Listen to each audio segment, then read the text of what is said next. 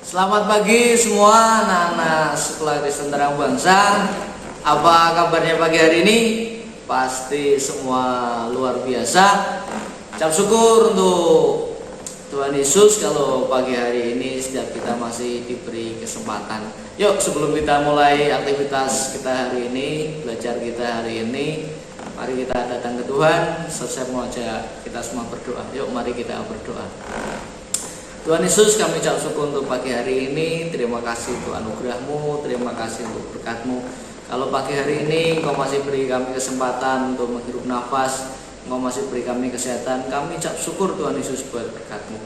Pagi ini Tuhan, kami minta Engkau yang hadir di tengah kami, beri kekuatan buat setiap kami untuk kami memulai hari ini bersama dengan Engkau. Terima kasih Tuhan Yesus, terima kasih dalam nama Tuhan Yesus kami telah berdoa ucap syukur. Amin. Mari anak-anak, sebelum kita mulai mendengarkan firman Tuhan, kita akan awali devotion pagi ini. Mari kita nyanyikan sebuah lagu. Kita mau tinggikan nama Tuhan, kita mau muliakan nama Tuhan. Selesai baca kita semua, yuk mari kita nyanyikan lagu Sanjung. Mari kita sama-sama menyanyikan lagu.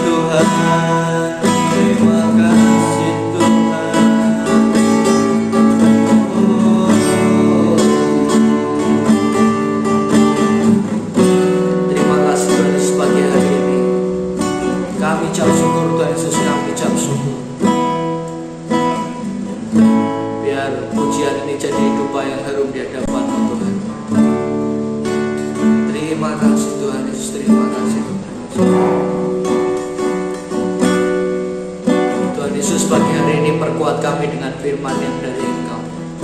Di dalam nama Tuhan Yesus, di dalam nama Tuhan Yesus, di dalam nama Tuhan Yesus, berkati hamba-Mu yang akan sampaikan kebenaran firman-Mu. Bicara Tuhan lewat hamba-Mu, karena kami percaya satu kata dari Engkau bisa mengubah setiap hidup kami. Terima kasih Tuhan Yesus, terima kasih, ucap syukur. Dalam nama Tuhan Yesus, dalam nama Tuhan Yesus. Setiap kita percaya katakan amin. Mari teman-teman, adik-adik sekalian, kita berdoa. Tuhan, terima kasih buat anugerah kesempatan yang Tuhan berikan kami boleh devotion bersama pagi hari ini. Tuhan, yang sampaikan yang dari hati-Mu buat setiap anak-anak-Mu, buat kami menangkap yang dari hati Tuhan. Urapi hamba-Mu, urapi setiap kami, berilah hikmat wahyu dan pengertian, dan ajari kami Tuhan bagaimana mengenal Engkau, bertumbuh di dalam Engkau. Terima kasih Tuhan buat semuanya di dalam nama Tuhan Yesus. Setiap kita yang percaya berkata amin. Oke, selamat pagi adik-adik sekalian. Hari ini saya akan share sebuah firman Tuhan yang berjudul The Disciples. Sebelumnya izinkan saya perkenalkan diri dulu teman-teman, adik-adik sekalian. Nama saya Samuel Surya Dharma. Saya dari Youth Inc. JKT Injil Kerajaan. Saya melayani di Youth Inc. JKT Injil Kerajaan. Dan saya juga alumni Terang Bangsa. So, sangat bahagia dan happy sekali bisa share di depan teman-teman dan adik-adik sekalian. Sebelum kita masuk firman Tuhan, saya ada sebuah pertanyaan buat teman-teman dan adik-adik sekalian. Yang pertama adalah, siapakah di tempat ini yang punya idola? Siapa di antara adik-adik yang punya idola? Dan coba teman-teman atau adik-adik bayangkan, siapa idola adik-adik atau teman-teman sekalian? Mungkin bisa muncul di benak teman-teman dan adik-adik sekalian adalah BTS atau Blackpink atau YouTuber siapapun, Reza Arab atau Halilintar atau mungkin Raditya Dika. Setiap kita pasti punya idola atau orang yang kita kagumi, teman-teman, adik-adik sekalian. Dan ketika ada idola, maka ada juga yang namanya fans. Nah, ketika saya buka di Google, ya, saya cari apa sih pengertian dari fans, dan saya temukan di Oxford Dictionary bahwa fans adalah a person who admires somebody or something or enjoy watching or listening to somebody or something very much. Jadi seseorang yang mengagumi seseorang atau sesuatu dan menikmati melihatnya atau mendengarkannya secara berlebihan. Dan tadi ada kata-kata who admires. Kata admires dalam Oxford Dictionary dikatakan to respect somebody for what they have done or to respect their qualities. Jadi untuk merespek atau menghormati atau menghargai seseorang atau sesuatu karena apa yang telah mereka lakukan, teman-teman. Jadi fans adalah orang yang mengagumi karena sesuatu yang dilakukan oleh idolanya. Misal kayak kita mungkin suka dengan BTS atau K-pop, apapun itu, Blackpink atau mungkin Justin Bieber atau artis apapun. Kita ngefans karena mungkin suaranya bagus, mungkin karena ganteng dan cantik, mungkin karena mereka main di suatu film yang membuat kita terpesona.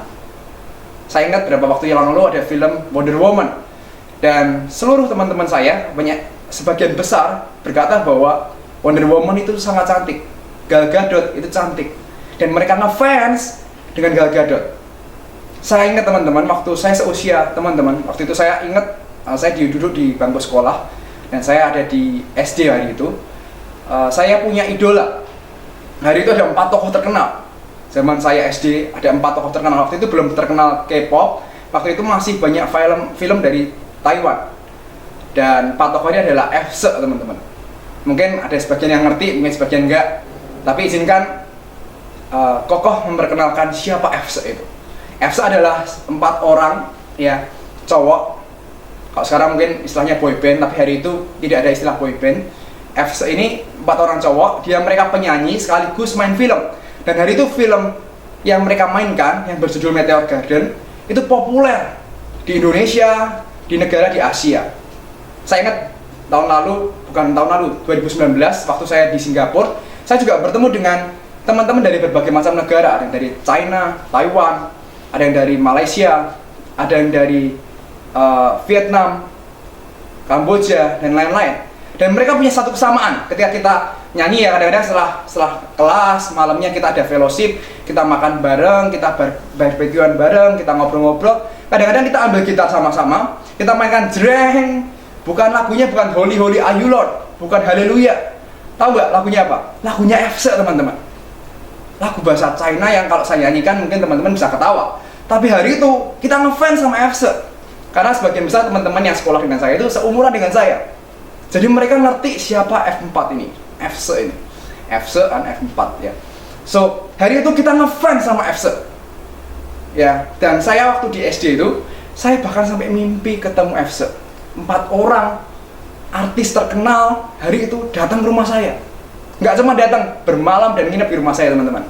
Betapa bahagianya saya ketemu artis atau orang yang saya kagumi. Setelah bangun ternyata aduh cuman mimpi. Tapi teman-teman ngerti ya, setiap kita ini punya orang yang kita kagumi, dan ketika kita ketemu dengan orang yang kita kagumi, pasti rasanya happy. Fans akan happy ketika dia bertemu dengan idolanya. Contoh teman-teman, mungkin hari-hari ini ada YouTuber yang followersnya atau subscribernya banyak. Contohnya yang terkenal adalah Atta Halilintar. Teman-teman mungkin bisa ngefans dengan Atta Halilintar, mungkin bisa beli produk bajunya, atau mungkin bisa meniru apa yang Atta Halilintar lakukan. Asyap gitu kan. Begitu nanti keluar kamar, pintu gebak pintu, asyap, bukan selamat pagi, asyap gitu. Ke teman-teman bukan halo tapi asyap gitu. Apapun boleh ditiru. Ya, dari mungkin gaya rambutnya, pakai ikat kepala dan segala macamnya, semirnya, mungkin bisa ditiru. Tapi teman-teman tidak punya suatu hubungan yang spesial dengan Atta Halilintar. Teman-teman cuma bisa ngefans atau mengagumi dari kejauhan. Saya ingat juga waktu saya SD SMP, ada sebuah lagu yang ditulis oleh Project Pop yang berjudul Pacarku Adalah Superstar. Nggak salah sekitar itu. Jadi intinya dia nyanyi, ada di grup band Project Pop itu nyanyi bahwa punya pacar seorang superstar. Aku di sini, dia di sana, memandang lewat layar kaca, gitu-gitu teman-teman. Saya lupa liriknya, ya. Tapi memandang lewat layar kaca, jadi artisnya itu di sana, kita cuma bisa memandang lewat layar kaca, menatap kagum pada dirinya lewat layar kaca, dan ngefans. Apakah mungkin fans pacaran sama idolanya? Nah itu kurang lebih lagunya begitu. Teman-teman bisa cari lagunya Project Pop, Pacarku Superstar kalau nggak salah. Fans pasti sangat ngagumin dan happy banget ketika ketemu dengan idolanya atau artis atau siapapun yang mereka kagumi. Mungkin bahkan ketika yang paling ekstrim adalah ketika ketemu dengan idolanya, mereka pingsan teman-teman. Ketemu bus pingsan. Orang ketemu yang ditunggu-tunggu malah pingsan. Ya, dulu ada juga kalau sebuah brand buat kontes, buat kalau sekarang mungkin zamannya giveaway gitu-gitu ya. Tapi hari itu kalau brand promosi, mereka buat kayak semacam undian dan lomba dan segala macamnya, dan hadiah utamanya adalah mereka bisa makan bareng dan seharian hangout dengan artis yang mereka kagumi. Wah, bayangin happy-nya kayak apa bertemu dengan tokoh idolamu. Dan ternyata teman-teman, di dalam kekristenan kita juga sama. Kita juga bisa menjadi fans-nya Tuhan Yesus. A fans of Christ. Dan ada contohnya di Alkitab. Saya ajak teman-teman buka Alkitabnya sama-sama dengan saya. Di Kisah Para Rasul pasal 19 ayat yang ke-13 sampai ke-16. Kisah Para Rasul 19 ayat yang ke-13 sampai 16. Saya bacakan buat teman-teman sekalian.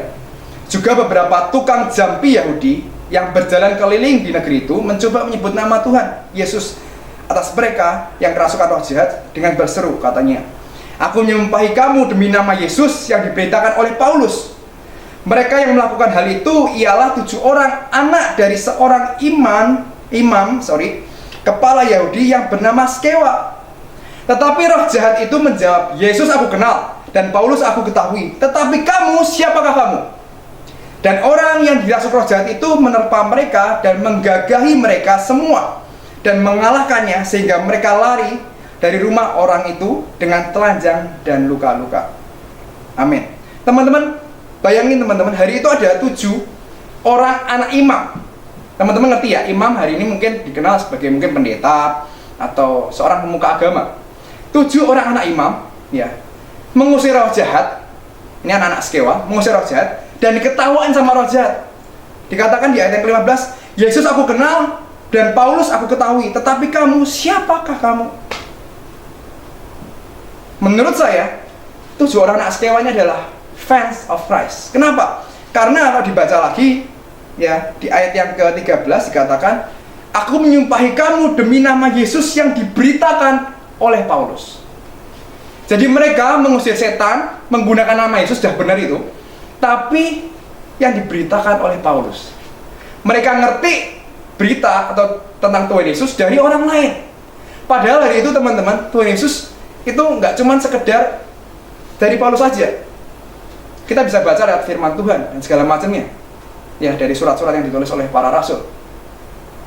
Tapi hari itu anak Skewa cuma bisa tahu tapi tidak kenal.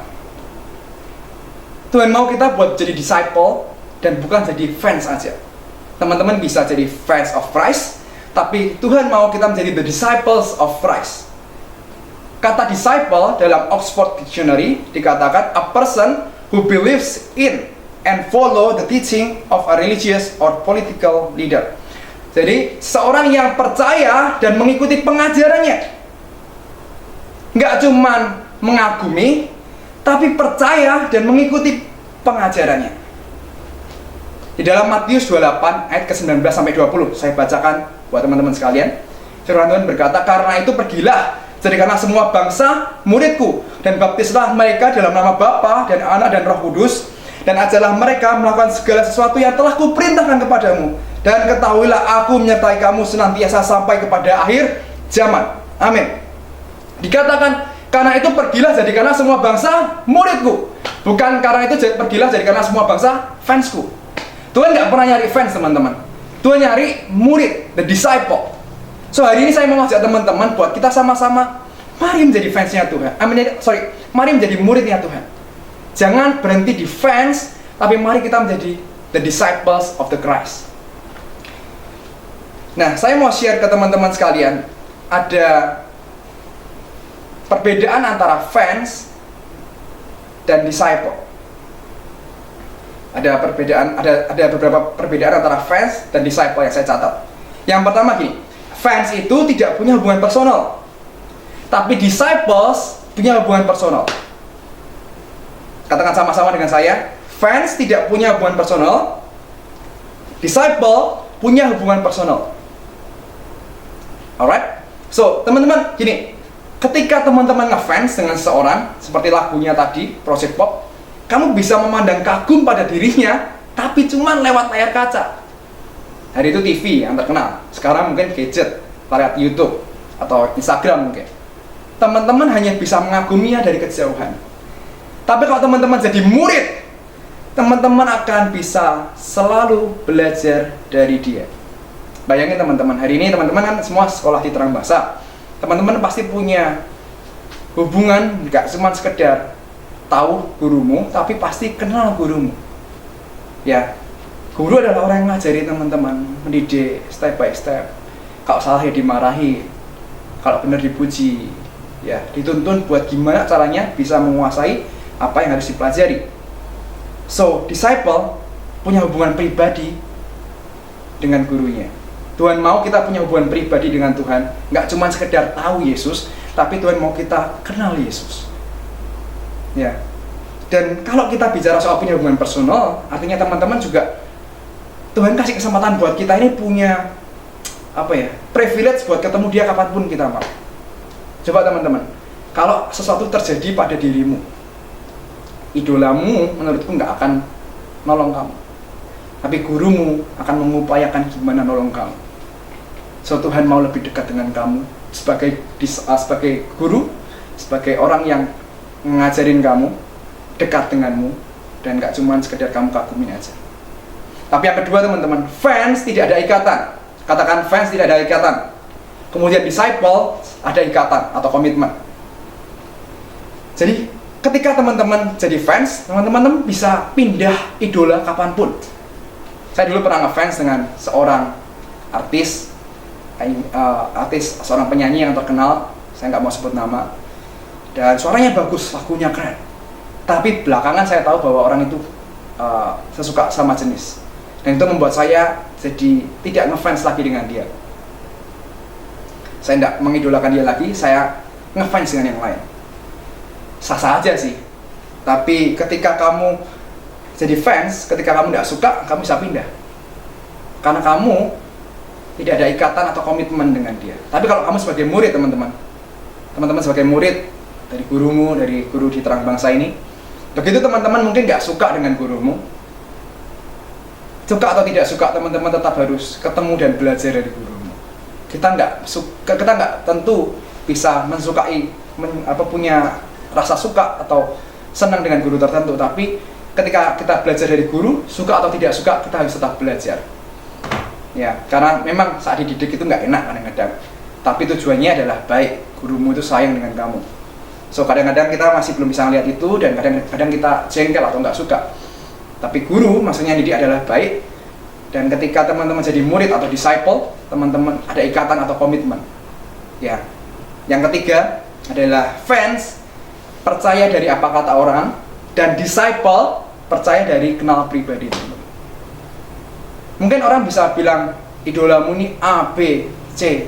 Banyak ada berita kan, sosmed atau berita apapun itu banyak dan mengubahkan kadang-kadang persepsi kita. Contoh, saya dengar berita tentang seorang idola itu yang saya suka dengan sama jenis itu dari publik, dari sosmed dan segala macamnya. Tapi saya nggak dengar langsung dari idola saya hari itu. Tapi saya langsung percaya. Kenapa? Karena saya tidak punya ikatan personal. Tapi kalau teman-teman punya hubungan yang pribadi, teman-teman akan bisa lebih percaya, lebih percaya dengan katanya daripada kata orang. Contoh, dengan teman sahabatmu mungkin ketika yang lain bilang dia orangnya jelek, mungkin jahat, suka jahatin, suka bohong dan segala macamnya, tapi teman-teman ngerti, kenal dekat, punya hubungan yang personal, teman-teman akan timbul percaya lebih karena teman-teman percaya dari kenal pribadi. Saya mau ajak teman-teman buka Alkitabnya dengan cepat aja. Di Lukas 14 ayat 26 sampai 27. Lukas 14 ayat 26 sampai 27. Saya bacakan buat teman-teman sekalian. Jikalau seorang datang kepadaku dan ia tidak membenci bapaknya, ibunya, istrinya, anak-anaknya, saudara-saudaranya laki-laki dan perempuan, bahkan nyawanya sendiri, ia tidak dapat menjadi muridku. Barang siapa tidak memikul salibnya dan mengikut aku, ia tidak dapat menjadi muridku. Amin. Pertanyaannya adalah bagaimana kok? Ya, setelah kita ngerti perbedaan antara fans dan disciple, gimana caranya kita buat jadi murid atau jadi disciple? How to be a disciple? Yang pertama, teman-teman, saya mau share bahwa dikatakan barang siapa tidak memikul salibnya dan mengikut aku. Artinya ada 2 poin. Pertama, pikul salib, kedua mengikuti Yesus. Pikul salib bicara soal sacrifice atau hal-hal yang kita harus bayar ketika kita memilih mengikuti Yesus. Apa itu? Mungkin teman-teman, saat teman-teman di sekolah atau sama teman-teman sekalian, teman-temanmu ngajak kamu buat nyontek, tetapi teman-teman memilih buat tidak memberi contekan atau tidak menyontek. Itu adalah sebuah salib yang dipikul. Kenapa? Karena kita dapat tawaran yang gampang, tapi kita memilih buat melakukan sesuatu yang nggak enak dan mungkin bisa dijauhi oleh teman-teman. Saya ngalamin, teman-teman. Saya ngalamin, ada teman juga minta contekan ke saya, dan itu saya nggak mau kasih. Bukan saya pelit atau gimana, tapi karena saya tahu ini bukan kebenaran. Dan alhasil adalah teman ini jadi agak berbeda dengan saya, agak nggak enak gitu. Tapi saya memilih buat memikul salib saya dan mengikuti Yesus. Yang kedua, bagaimana mengikuti Yesus? Mengikuti Yesus adalah dengan kita ngerti, belajar dari firman Tuhan, dan hidup belajar seturut dengan firman Tuhan. Kita nggak pernah bisa sempurna, tapi kita harus punya kemauan buat ikut dan jadi seperti Kristus, teman-teman. So, pertama, pikul salib, teman-teman harus sacrifice, prioritaskan Tuhan di atas segala-galanya, walaupun harganya tahu mahal. Yang kedua adalah belajar bagaimana jadi serupa dan segambar dengan Tuhan. Melalui apa? Melalui firman Tuhan, ya, melalui doa, hubungan pribadimu dengan Tuhan. Kalian cari tahu kebenaran, Tuhan mau aku jadi seperti apa sih? Tuhan mau aku bagaimana sih? Dan mari menjadi murid atau the disciples of the Christ. Dan jangan jadi fans of Christ. Oke, selesai saya tutup firman Tuhan ini, dan mari kita berdoa. Tuhan, terima kasih buat anugerah-Mu, buat kesempatan yang Tuhan berikan, buat pagi hari ini kita bisa share, kita bisa belajar bareng tentang firman Tuhan, apa yang Tuhan mau sampaikan, dan ajari kami buat jadi murid-Mu, Tuhan, Karena kami ngerti cara kami buat bertumbuh hanya melalui kami menjadi murid Kristus dan bukan jadi fans Kristus. Dan ajari Roh Kudus buat setiap kami bisa dengaran dengan Engkau, ngerti kebenaran firman-Mu Tuhan. Ajari anak-anak-Mu juga biar menangkap terus yang daripada Tuhan, bisa memikul salib dan mengikut Tuhan, jadi serupa dan segambar dengan Engkau. Terima kasih buat semuanya, kami mengucap syukur, kami mengasihi-Mu Tuhan, Engkau sungguh baik. Kami serahkan semuanya ke dalam tangan Tuhan, dan di dalam nama Yesus, setiap kita yang percaya berkata, amin. Tuhan Yesus memberkati.